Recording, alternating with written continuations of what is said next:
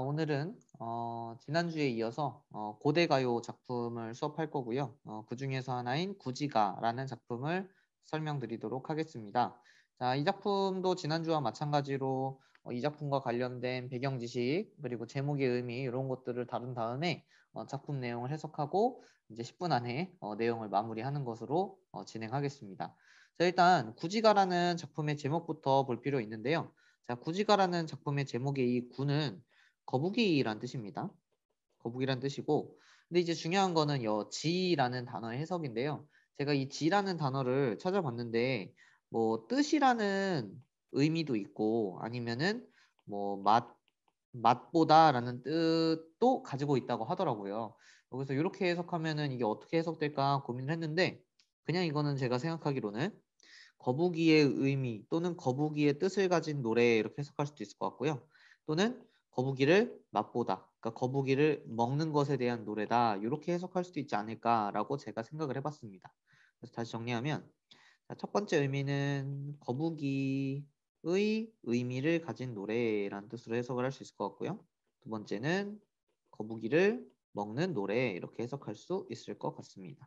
자, 제목이 왜 이렇게 좀 괴상한가에 대해서 우리가 알려면 이 작품의 배경설화를 좀 알아야 해요. 자, 이 작품은 일단 지난주 작품인 공무도화가와 동일하게 갈래는 고대 가요입니다. 자, 고대 가요가 뭐예요? 라고 궁금할 수도 있겠지만 요거는 다음에 따로 영상을 또 만들어서 우리나라의 문학 작품의 계보를 한번 정리해 보도록 하고요.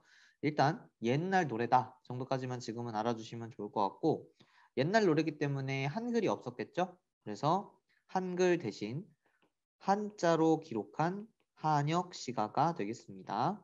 한자로 기록한 노래입니다. 근데 말로 부를 때는 우리말로 불렀다는 것도 또 흥미로운 점 중에 하나겠네요. 자, 그러면은 이 작품의 배경설화를 좀 알아보도록 하겠습니다.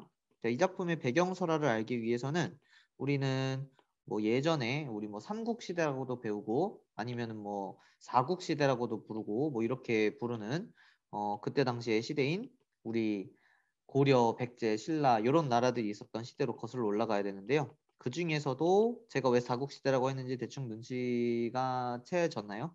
가야라는 나라의 건국 신화와 연관이 돼 있다는 걸 알 필요가 있습니다. 가야라는 나라의 건국 신화. 자, 여기 보시면 지금 노래를 지은 사람들이 구간이라고 돼 있잖아요. 자, 구간이라는 거는 이제 또 여러 가지 뭐 해석이 있겠지만 이제 제가 이해한 바로는 이제 9명의 그 마을을 다스리는 뭐 사람들 정도로 해석할 수 있을 것 같아요.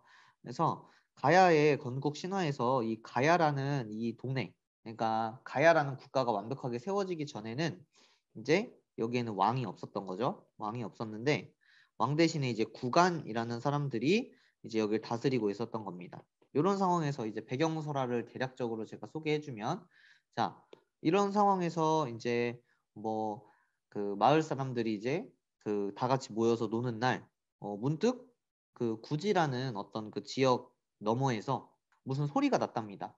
그래서 이 구간 등이, 그러니까 이 우두머리들이 그 소리가 나는 쪽에다 말을 건 거죠.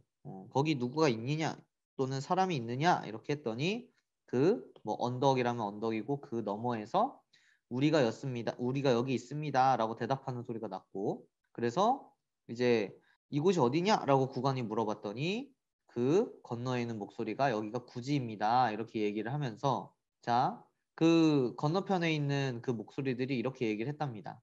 하느님께서 나에게 이제 말하기를 이곳에 와서 내가 새롭게 임금이 되라고 했다라는 얘기를 하면서 그 건너편에 있는 목소리가 너희들은 이제 여기에서 어떤 뭐 흙을 파는 의식을 하면서 지금 우리가 설명할 이 노래를 부르면 우리가 이제 그 너희가 바라거나 너희가 원하는 왕으로 등장을 할 것이다. 이런 식으로 얘기를 했다는 배경설화가 있습니다. 그래서 실제로 이 구간 등과 마을 사람들이 이 구지가를 부르면서 춤을 추고요. 그 후에 이제 하늘에서 내려온 황금 알 6개가 있었다고 합니다. 그래서 이 황금알 6개가 이제 각각 사람이 되었는데요. 그 중에서 제일 좀 기골도 장대하고 그 다음에 제일 먼저 태어난 사람이 바로 우리가 알 수도 있는 김수로 왕이 되었다. 이런 건국 설화와 관련이 되어 있습니다. 자, 그래서 이 작품은 이런 배경설화와 관련해서 볼 때 이 작품의 성격이 굉장히 독특하다는 걸 알 수 있습니다. 사실 지난주에 공무도화가랑은 약간 연결이 되는 듯 하면서도 구지가의 특성이 도드라지는 건 구지가는 방금도 말씀드렸지만 이게 어떤 제사를 지낼 때 어떤 기원 행사를 할 때 부르던 노래였다는 사실을 우리가 특징적으로 알아둘 필요가 있었어요. 그래서 이 작품의 성격에는 어, 예식이라고 해야 될까요? 제사라고 해야 될까요? 그렇게 제사에 사용했기 때문에 주술적인 속성을 가지고 있으면서도 동시에 제사를 지내는 거는 혼자 지내지 않죠. 특히 이때 당시에는 건국 신화에 관련된 내용에서 왕을 내놓으라고 막 이렇게 춤을 췄기 때문에 여기서는 이제 모두 다 같이 춤을 추는 이런 장면을 볼 수 있어서 집단적인 특성도 가지고 있다라는 것까지 알아두시면 될 것 같습니다.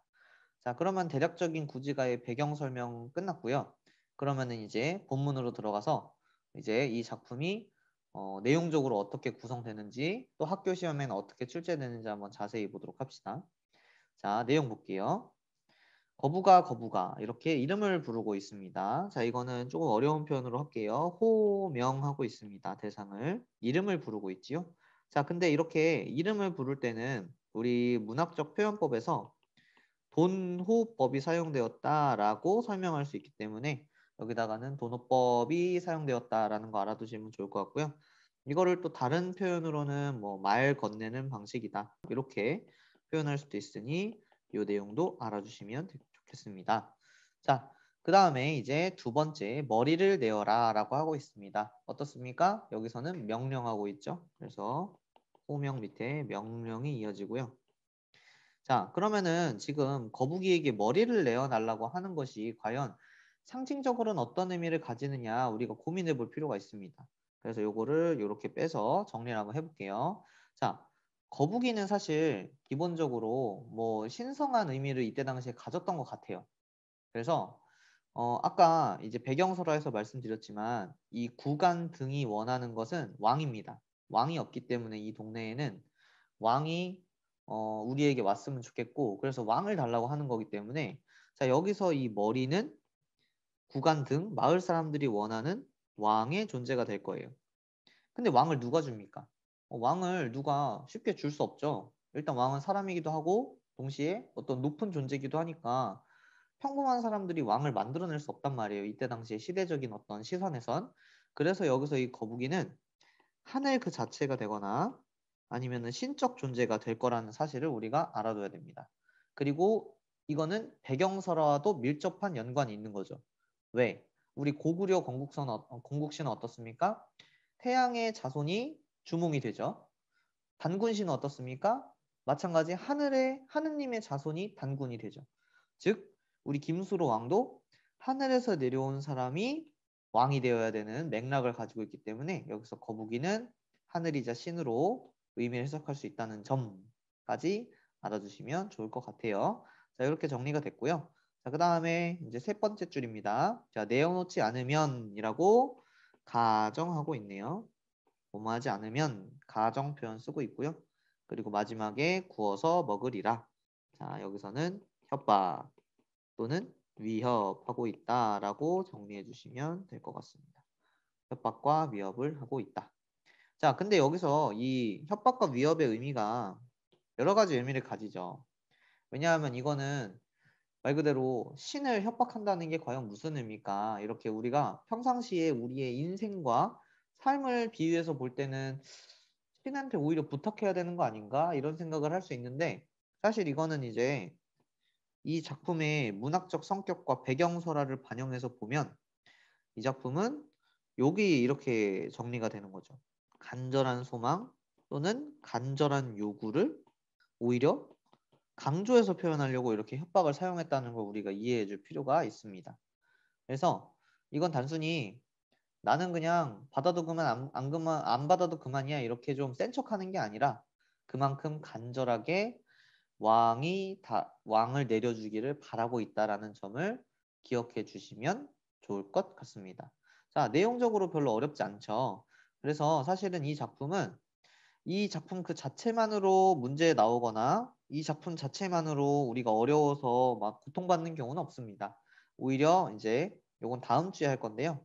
이 해가라는 형식적으로 유사하고 또 내용적으로도 공통점이 있는 작품과 같이 출제가 되기도 하니 요것도 좀 알아두시면 좋을 것 같고요. 그 다음에 이제 이 작품에서 또 배경적으로 좀 우리가 하나 알아둬야 되는 것 정도가 조금 어렵거나 중요하다고 볼 수 있고요. 사실 이 작품의 전체적인 맥락에서는 좀 전에도 말했던 것처럼 우리가 이해를 못하거나 아니면은 여기에서 헷갈려가지고 어려울 만한 내용은 사실은 없다까지 알아두시면 좋을 것 같습니다. 자, 그러면은 여기서 이제 마지막으로 중요한 게 뭐냐? 자, 이 작품은 일단 지금까지 전해지는 가장 오래된 집단 무효라고 설명이 나옵니다. 자, 근데 무효가 뭐냐? 자, 무효라는 것은 무 속에서 사용되던 노래란 뜻이죠. 그래서 아까 성격에 설명했던 주술적인 것과도 연관이 되겠습니다. 그래서 이렇게 알아두시면 되고요.